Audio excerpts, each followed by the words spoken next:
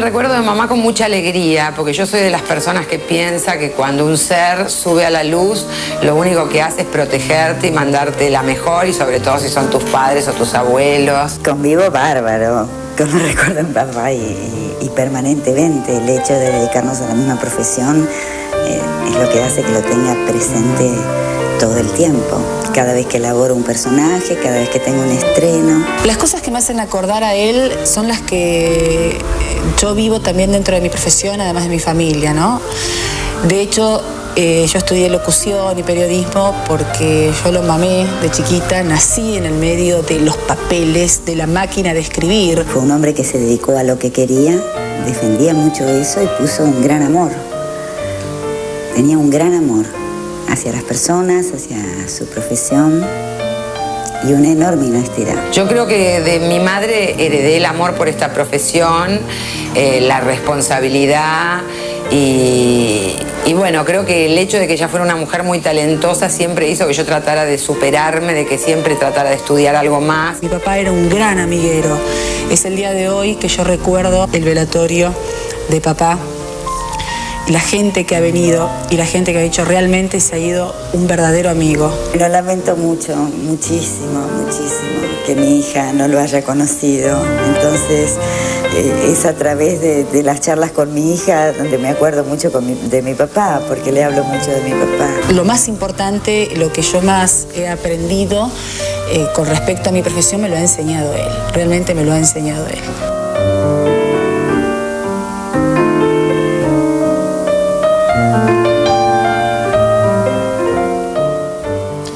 Y entonces, cuando pensamos en este dolor que representa la muerte de un padre, la muerte de una madre, pensamos que quizás esto de, afortunadamente, que yo decía antes, es un contrasentido y es una idea ridícula, que no puede haber nada ni bueno ni rescatable en este tema. Y sin embargo, quiero empezar por revelar esta historia.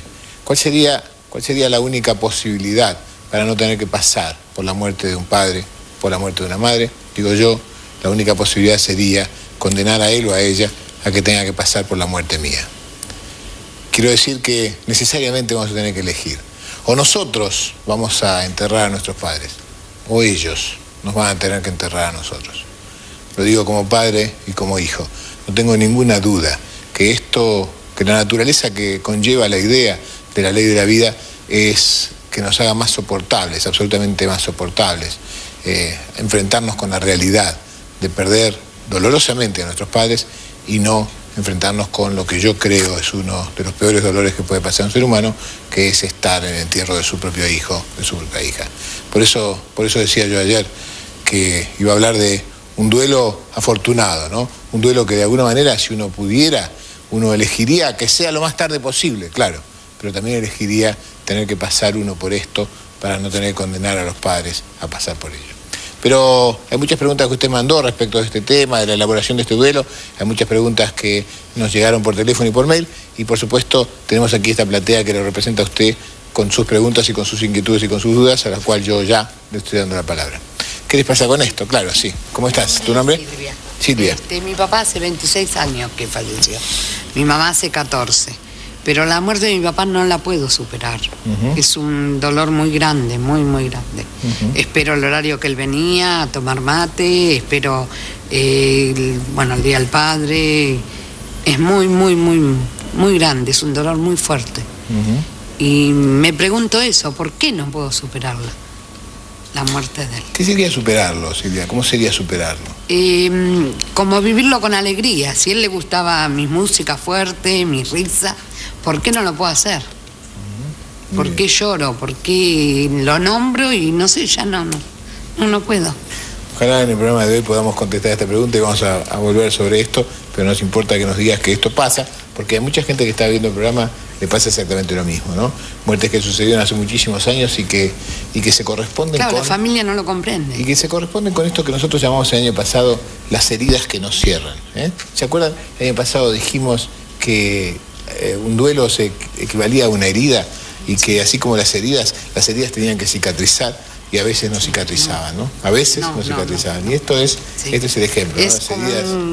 como si se abriría y el dolor estaría dentro mío. Así yo diría que estás estacionada en un lugar que vamos a llamar más el sufrimiento que el dolor, ¿no? Estás sufriendo, correcto, ¿no? Claro. Muchísimo. Sí, claro, decime por favor, ¿cuál es tu nombre? Mi nombre es Adriana. Sí, Adriana. Tengo una historia parecida. Mi padre falleció hace 31 años y mi madre hace 7.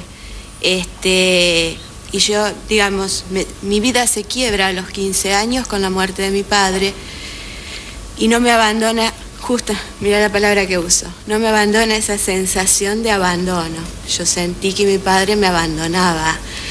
Y tengo dos sensaciones, la del abandono y el estar anclada en esa idealización que yo hice del rol masculino, de la figura masculina representada por mi padre. A partir de ahí, toda mi búsqueda, yo soy soltera y creo que el no haber encontrado una pareja definitiva es porque en realidad yo no buscaba una pareja, buscaba un padre. Siempre estuve con una imagen paterna muy presente porque además él tuvo una participación muy viva en nuestra familia. Entonces, eso marcó definitivamente. Yo creo que sobre esto podemos explicar algunas cosas de lo que pasa cuando un papá se muere, ¿no? En esta vivencia que a mí me parece tan importante que vos decís, que es esta vivencia de sentir que cuando el otro se muere me abandona, ¿no? Sentir que cuando el otro se muere me abandona. Y la verdad es que el abandono es casi otra cosa, ¿no? El abandono en realidad es esto que nosotros llamamos desde el punto de vista etimológico, cuando alguien te dice, no sos más de mi banda, porque de ahí viene la palabra abandonar, ¿no? No sos más de mi banda, no sos más de mi banda. Ahora yo tengo mi banda y vos no pertenecés más a esta banda que pertenecíamos juntos. Esto es abandonar. La muerte es vivida como un abandono cuando yo tengo la suposición de que el otro va a estar siempre, ¿no? Pero, ¿qué pasa en la familia, no? ¿Qué pasa en la estructura familiar cuando papá y mamá se mueren, ¿no? Y por eso nosotros tenemos armado nuestro viejo recurso del móvil, porque en este móvil que nosotros siempre decimos que se constituye con una familia, decimos que la familia puede soportar y tolerar muchísimas crisis y que las crisis funcionan como si de verdad produjeran una conmoción familiar, ¿no? Pero de verdad, ¿qué pasaría si papá o mamá, ¿no? Y estadísticamente debo decir, lamentablemente, papá, ¿no? Lo digo lamentablemente por mí. Estadísticamente papá, un día se muere, ¿no? Porque estaba enfermo, porque tuvo un accidente, por lo que fuera, papá se muere. Y entonces yo necesito que ustedes se den cuenta de qué pasa con el móvil cuando papá desaparece. Y lo que pasa es esto. Y este profundo desequilibrio que pasa cuando papá o mamá se mueren, genera estos choques, genera esta confusión, genera esta desestructuración que es la lógica consecuencia del dolor y de la ausencia. A menos que yo consiga equilibrar esto, este duelo no se termina. Mientras yo siga viviendo así, sin hacer los movimientos que tenga que hacer para modificar esto no se termina. Y entonces vamos a tener que ver en este programa qué cosas se pueden y qué cosas no se pueden hacer para tratar de recuperar este equilibrio. ¿Se entiende? Sí, claro. ¿Cuál es tu nombre? Marcela. Marcela. Hablando de eso, yo soy hija única. Sí. Con lo cual no tengo esa posibilidad de compartirlo o de poder compartir un poco cómo equilibrar esto que se ha desequilibrado. En mi caso falleció mi papá hace 2 años y mi madre vivía para él. Es decir, una relación de esas soñadas, ¿no? Es decir, esas parejas perfectas. Quizás no la que yo hubiese elegido, pero sí para ellos era perfecta. Hace 2 años que mi madre está sufriendo. Y es imposible que haga el duelo, es decir, le cuesta mucho. Todavía no puede hablar de mi papá como que se murió. Dice, cuando pasó eso con papá, cuando hoy está con muchos kilos menos de los que ella pesaba, con un problema serio de rodillas, en las piernas ha centrado toda su dolencia.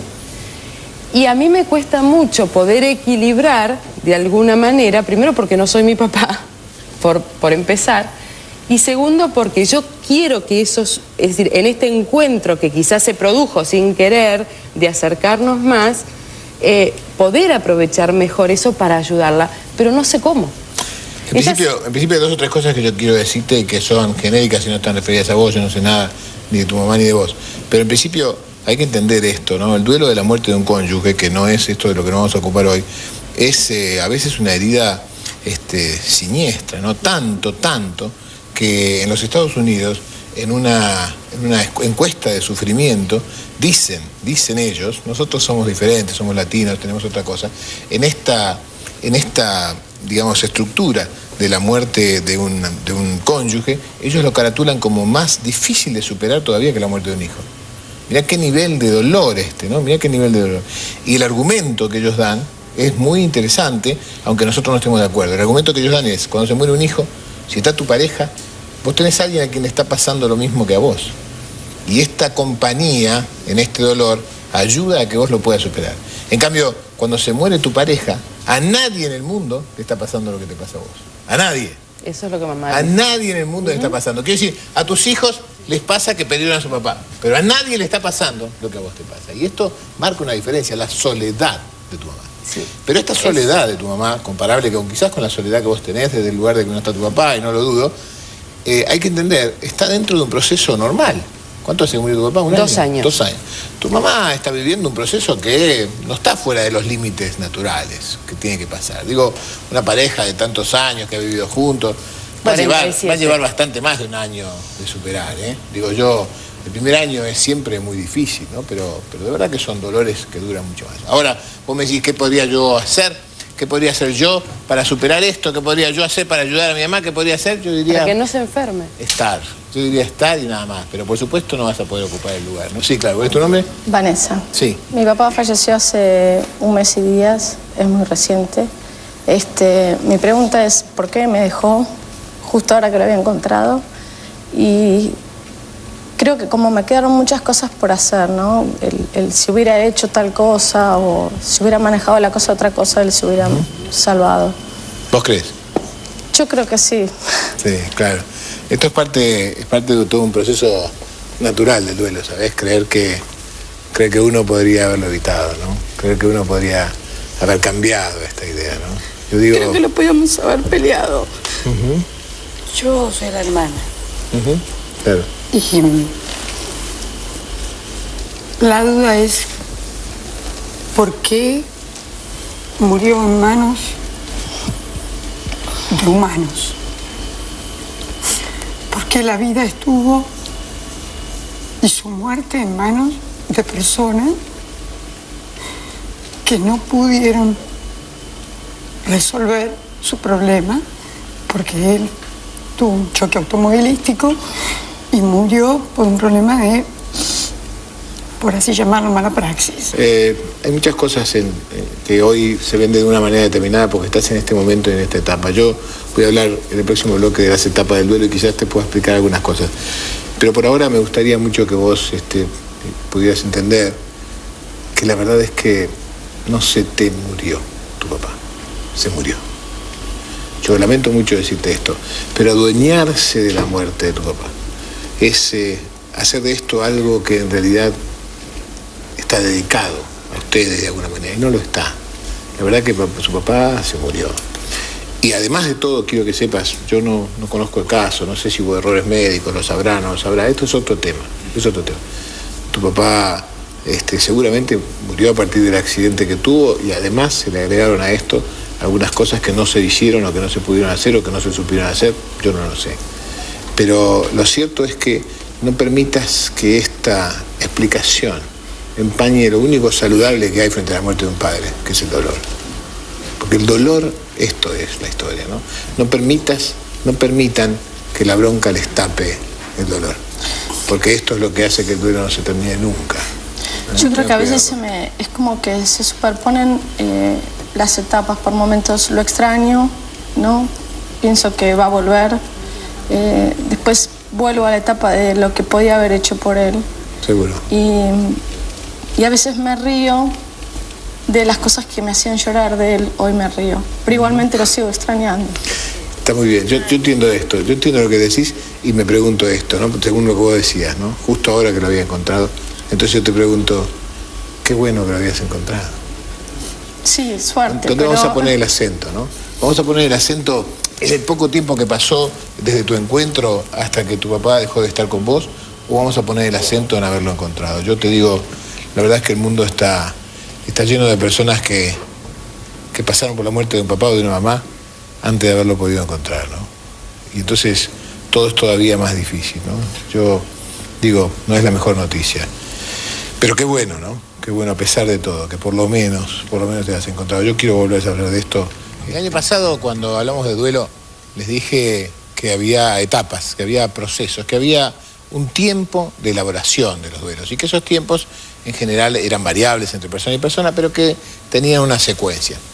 Les dije en aquel momento que estas etapas de un duelo normal empezaban con un primer momento, cuando uno se enteraba del episodio, cuando se enteraba de que había muerto un ser querido, de incredulidad, donde uno decía, no puede ser, no puede ser cierto, ¿no? Y en esta negación, en esta cosa, yo me paralizaba de verdad sin poder creer que esto estuviera pasando, ¿no? Y absolutamente esto pasa, y este primer periodo de incredulidad dura a veces unas horas, otras veces unos días y hasta semanas, hasta semanas, donde en realidad no termino todavía de aceptar que esto es así.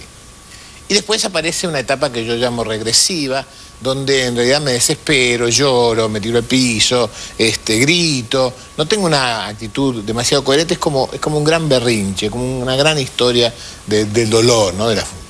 Y después aparece la furia. La furia tiene que ver con el enojo, tiene que ver con enojarme. ¿Enojarme con qué?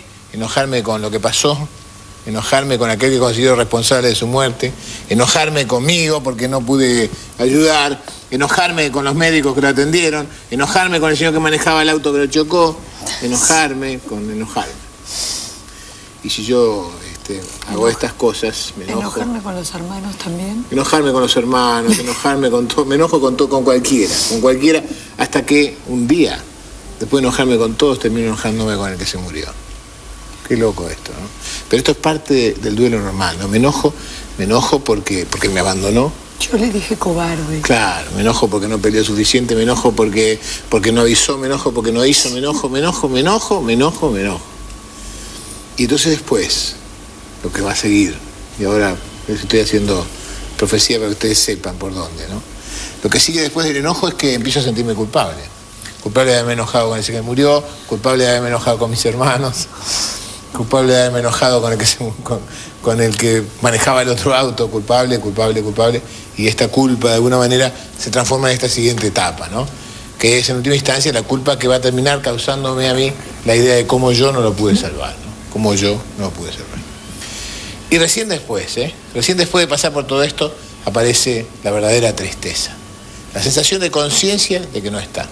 Porque todo esto, y esto es importante que ustedes lo sepan, todo esto está aquí para tratar de evitar llegar acá. Todo esto está acá para que yo me quede estancado, para que yo me quede negando, para que yo me quede quejándome, para que me quede anclado en la furia, para que me quede sintiéndome culpable, para que me quede anclado en alguno de estos lugares para no llegar acá. Porque este es el lugar temido. El lugar de sentir la ruina interna que representa darme cuenta que mi papá o mi mamá se murió. Pero bueno, si yo soy grande, ¿no? Finalmente sí soy grande. ¿Por qué tanta desolación en el caso de un papá o una mamá? ¿Por qué tanto? ¿No? Ya no soy un chico, ya no estoy en esta situación, ya ni siquiera vivo en mi casa, ya no soy. ¿Por qué tanto? Y yo quiero contarles por qué tanto. Cuando uno va creciendo, se da cuenta, aunque no se dé cuenta, se da cuenta aunque no quiera admitirlo, que la verdad es que con la muerte de un padre se muere una persona que nos ha querido incondicionalmente. Entonces esta desolación, en el caso de la muerte de un padre, tiene que ver con la tristeza, obviamente, de que se muera alguien que quiero, con el descalabro que se produce en mi vida por esto, pero también con esta idea de que ya nadie más me va a querer así, que ya nadie más me va a querer así. Y esto genera impotencia, esto genera desasosiego, esto genera mucho dolor y mucha tristeza. Este es un momento cuidadoso, digamos, del proceso, porque si yo me quedo estancado ahí, si me quedo a vivir acá, ¿no? ¿Por qué me podría quedar a vivir acá? Bueno, quizás porque no quiera seguir, porque no quiera pasar de esto. Pero ¿cómo no voy a querer pasar de esto si esto es lo peor que me puede pasar?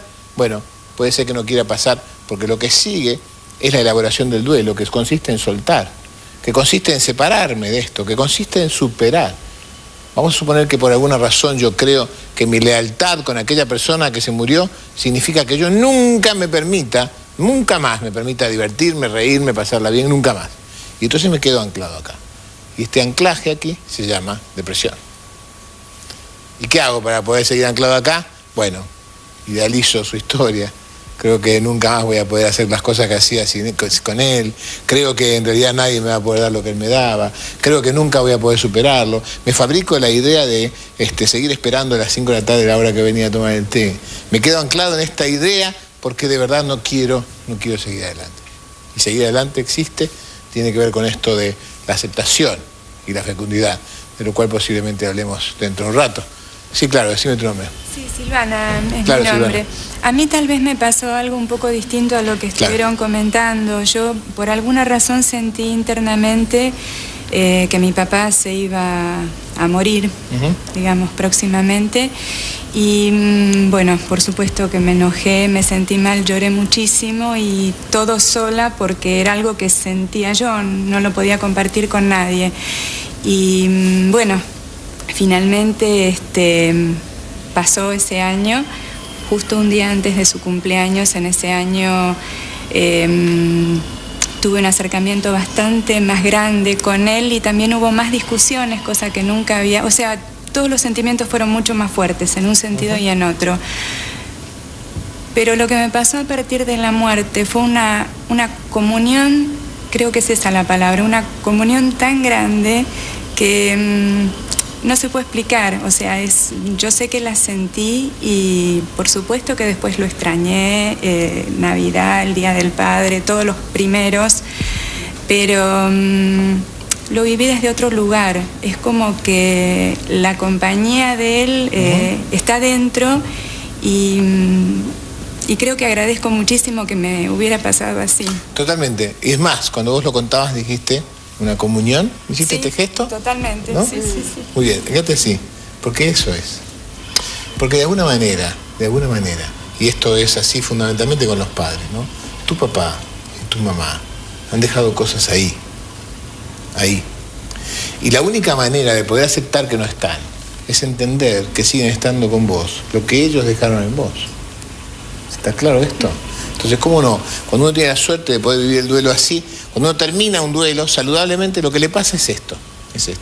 Pero, te digo la verdad, modestamente, no estoy muy de acuerdo con que tenga que ver con que predijiste la muerte de tu padre, sino con que te pudiste encontrar con él. Esta es la historia, digo. Haberse podido encontrar antes de que se muriera, esto es el punto que cambia la historia. Pero tengo un llamado por teléfono. ¿Estás ahí, Romina? Sí, estoy acá, doctor. Hola, Romy, ¿cómo estás? Gracias por llamar. Bien. No, por favor, gracias por darme el espacio. Decime, amor. Bueno, lo mío es cortito, es doloroso. Hace 9 meses que mi papá murió y murió de muerte súbita. Ajá. Bueno, fue un sábado a la noche, a la madrugada, el 15 de julio del 2001. Y yo desde que pasó eso, después amigos míos perdieron sus papás por enfermedades, por cáncer, y yo siempre sostuve que mi caso es distinto. Digo, mi papá y el papá de mis amigos no están en la mesa, no compartimos el domingo y los papás de mis amigos tampoco, pero ellos pasaron por un proceso que les permitió comprender o ir asimilando muchas cosas, ¿no? Claro, Romy, yo te explico 2 cosas brevemente. Primero que nada, quiero que sepas, tu caso seguro que es distinto. Porque al único que le duele la muerte de mi papá es a mí. No, así seguro. que, no, quiero decir, seguro que yo no puedo comparar mi dolor con el de otros, porque mi dolor es mío, internamente mío, y no puedo compararlo y hacer un sufrirómetro a ver quién sufre más y quién sufre menos, y esto por supuesto es así. Pero esto que vos planteás como duda es también una duda planteada desde el lugar de todos los terapeutas del mundo, ¿no? Que es, ¿cuál será, no? ¿Cuál será la manera y cuál será la mejor manera para soportar estas historias? Porque si bien es cierto que una muerte súbita impide que te prepares para esto, ¿entendés? Exacto. Esto, ¿no? Quiero decir, en una larguísima agonía llega un momento donde la familia empieza a pensar que la muerte sería un alivio, ¿entendés? Exacto, sí. Y entonces junta situaciones que son ambivalentes. Por un lado, por ahí sería mejor que se muriera, por otro lado no quiero que se muera, y tiene para bien y para mal la historia del tiempo de elaboración, que vos no tuviste, pero también tiene esta connotación del largo del largo sufrimiento, ¿no? Seguro, ¿Está claro? seguro.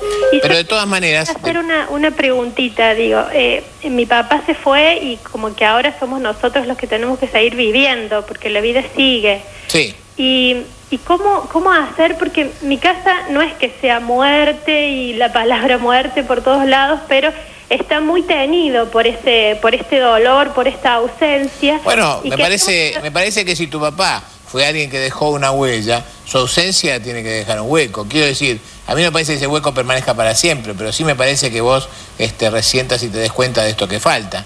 La muerte súbita tiene una desventaja que es la no preparación, pero esto no quiere decir que no se pueda elaborar, quiere decir que se empieza a elaborar en ese momento y ni siquiera un segundo antes, ¿no? Pero contra esto tiene una otra ventaja, ¿no? Y te pido que lo entiendas así, ¿no? Sí. Que es la ventaja de tu papá específicamente, ¿no? Exacto, sí. Porque desde el lugar más amoroso, en todo caso. Sí, desde el más generoso. Desde el más generoso, ¿no? Qué dolor y qué sufrimiento de enfermedad querríamos desearle al otro para que yo tenga tiempo de prepararme, ¿no? Sí, ¿no? ¿Se entiende esto? Sí, completamente. Te mando un beso grande y te agradezco mucho. Gracias, doctor. Chao, hasta luego. Hablamos del duelo por la muerte de los padres y queríamos compartir con todos ustedes un texto, un poema de Hamlet Lima Quintana que se llama Luto y que dice así: ellas entonces se vestían de negro riguroso, cortaban sus cabellos o los ocultaban con pañuelos, rezaban el rosario con un ángelus triste, marchitaban suspiros tras las puertas y adelgazaban a ojos vista.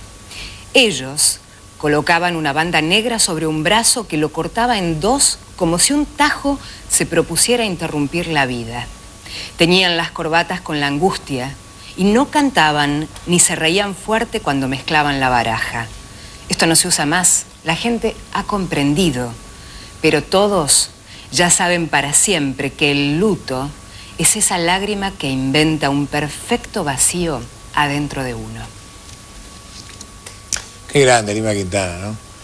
Esa lágrima que inventa un perfecto vacío dentro de uno. Porque esa sensación de vacío es exactamente la del duelo, ¿no? Esto es lo que sucede. Pero a esto hay que agregarle puntualmente lo que pasa con la muerte de un padre, con la muerte de una madre. Y me gustaría mucho volver un segundito sobre algo que les dije antes, que tiene que ver con esta idea de lo que en Gestalt llamamos básicamente la situación inconclusa. La situación inconclusa, porque la muerte deja inconclusas muchas cosas, pero es tanto más difícil elaborar el duelo cuanto más situaciones inconclusas o cuanto más importante sea la situación inconclusa. La relación con los padres, siempre, no ocasionalmente, siempre, es una mezcla de amor por todo lo bueno que me dieron, que incluye por supuesto la vida, ni más ni menos, amor, más odio, que incluye toda la bronca, el cabreo y el enojo que me ha dado, los límites que me puso, las cosas que no me permitió, lo que no me entendió, lo que no me dijo, lo que hubiera querido, lo que hubiera pasado, el padre que hubiera querido que él fuera, etcétera, etcétera, etcétera, etcétera. Siempre es así. Y esta relación es una relación con los padres ambivalente, una relación amor-odio. Normal, quiero decir. Normal. Tan normal que si es solo de amor o si es solo de odio, hay algo que le falta a esta relación. La elaboración del vínculo con los padres, un segundito, la elaboración del vínculo con los padres consiste básicamente en poder hacer esta suma, en poder sumar, en no dejar esto en la ambivalencia, en sumarlo. La suma de amor más odio da gratitud. Gratitud. ¿Qué quiere decir gratitud? Gratitud significa te agradezco lo que me diste. Te agradezco lo que recibí de vos. Te agradezco, en realidad, todo lo bueno que me diste. Y, por supuesto, te perdono absolutamente todo lo que no pudiste darme, no supiste darme, o yo no supe recibir. Cuando yo conquisto este espacio, entonces puedo empezar a cerrar, porque la cuenta me queda saldada. Pero, ¿qué pasaría si de verdad creo que estamos en deuda por el amor? Que no te mostré cuánto te quería, o que no me dijiste cuánto me querías. ¿Qué pasaría si en realidad estoy anclado en el odio que nunca pude actuar? ¿O en realidad siento que me odiabas en alguna medida y no me lo pusiste decir? ¿Qué pasaría si tengo cosas irresueltas acá? No voy a llegar nunca a esta gratitud. Y si no llego a esta gratitud, no voy a poder construir la elaboración del duelo. Y si no puedo construir la elaboración del duelo, no voy a poder soltar no voy a poder deshacerme de estas cosas. Claro, ¿tu nombre? Sonia. Sonia. Sí, a mí me pasa que la extraño un montón a mi mamá. Hace 8 meses que falleció. Y bueno, y pasa que a mi hermana le pasa más o menos lo mismo que a mí, pero no podemos expresarlo. Bueno, estás expresando, ¿no? Creo que expresarlo es esto. Creo que expresarlo es animarse a conectarse con ese dolor sabiendo que es normal. No te asustes de esto, ¿no? Quiero decir, ¿cómo no vas a extrañarla, no? Si tenía presencia, ¿no? A veces digo yo que recuerdo mucho una cosa que citaba Shakespeare en una comedia que se llamaba El Rey Lear, donde la madre decía por el hijo perdido que el dolor la acompañaba a todos los lugares donde antes lo acompañaba el hijo, ¿no? Claro, hoy pero yo no dolor... puedo decir mi mamá se murió. Para mí es como una mala palabra. Ajá. Eso es lo que me pasa. Porque quizás todavía quieras decir, yo no quiero que mi mamá se haya muerto. No, porque la amo y sigo hablando en presente. Y posiblemente la sigas amando, Reina. Posiblemente sí, la sigo amando. Esto, claro. Ella está conmigo. Seguro. En algún momento y más adelante, porque es muy temprano todavía, ¿sabes? Es muy temprano. El primer año es muy duro. Sobre todo porque en ese primer año pasan todas las primeras veces. Todas. El primer cumpleaños tuyo, el de ella, la primera vez esto. El primer año nuevo sin ella. El primer año nuevo sin ella. Y todas las otras cosas que van a pasar por primera vez. ¿Estás casada? ¿Tenés chicos? Tengo una nena. Tenés una nena. Bueno. El siguiente cumpleaños sí, de tu mis dos hija. grandes amores son mi mamá y mi nena. Bueno.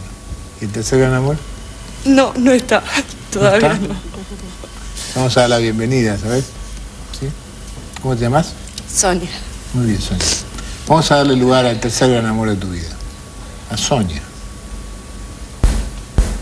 Si vos no entendés esto, Sonia, si vos no podés incorporarte a la lista de tus grandes amores, te vas a quedar en el amor a tu mamá y a tu hija. Ahora hace falta el amor por Sonia. Y en todo caso, esto es algo que vas a tener que aprender de lo que tu mamá te dejó, que te amaba. ¿Podrías amarte con ese amor? Era muy grande. ¿Podrías amarte con ese amor tan grande y con esa misma incondicionalidad con la que tu mamá te amó?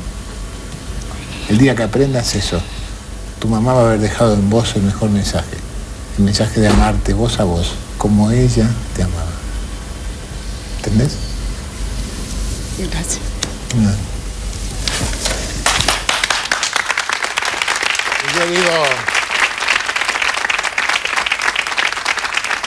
Yo digo que esta situación que nos dejó a esta familia tan desequilibrada, es muy difícil de resolver.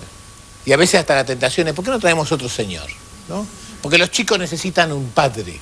Los chicos, pobrecitos, los chicos necesitan un padre. Entonces le traemos un padre y lo colgamos acá al padre, ¿no? Y la verdad es que esto no funciona así, ¿no? No funciona. Esta es una situación complicada. Y a veces que es el mayor, dice, no, esto lo tengo que resolver yo. Y entonces como lo tengo que resolver yo, va y se hace cargo, ¿no? Y entonces se hace pareja de la mamá. ¿No? Se hace pareja de la mamá para conseguir equilibrar la familia, ¿no? Pone bien cerca a la mamá para conseguir equilibrar la familia. Y claro, por un momento quizás hasta la familia se equilibra cuando toma el lugar del padre. Pero no es el padre, ¿no? Y entonces por un lado produce un equilibrio que es falso, desde un lugar falso, pero además hace esto con los hermanos. Esto que está acá, que no tiene arreglo. No tiene arreglo. Y entonces mamá o papá, el que quede, va a tener que aprender que esta no es la solución y que el lugar de los hijos es el lugar de los hijos. Y que los hijos van a tener que quedarse en su lugar y que este es el lugar que van a tener. Y que entonces esta familia va a tener que amoldarse a ser una familia donde el papá no está. Y que en este lugar de la familia donde el papá no está, van a tener que encontrar una nueva posibilidad de equilibrio. No, pero ¿se puede encontrar un equilibrio en una familia donde uno de los padres no está? Sí, claro que se puede. Por supuesto que se puede. Y no solo se puede, sino que además esta es la tarea que hay que hacer. Y cuesta un poquito, ¿no? Cuesta un poquito. Pero si uno se da cuenta, si uno trabaja sobre esto, uno puede encontrar un nuevo equilibrio. Ya será la hora de que aparezca una pareja para mamá, de que el hijo se case y se vaya, ya será hora. Pero no es la hora de reemplazar a nadie con nadie. Porque todo el mundo es irreemplazable. Jorge, quisiera que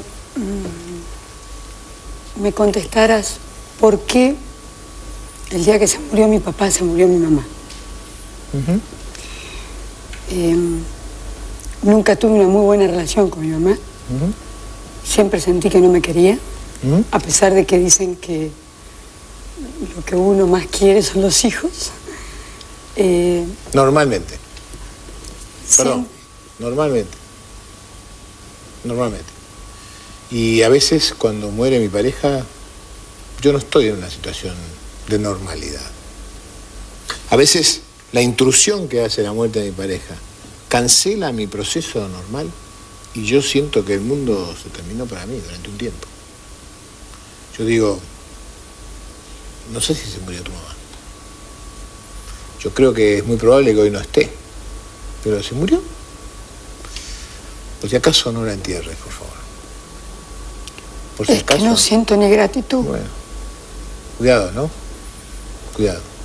No sea cosa que un día se muera de verdad y ahora te quedes con la deuda, ¿eh? Ten cuidado. Ten cuidado, no voy a meterme en tu vida. Siento deudas por mi papá.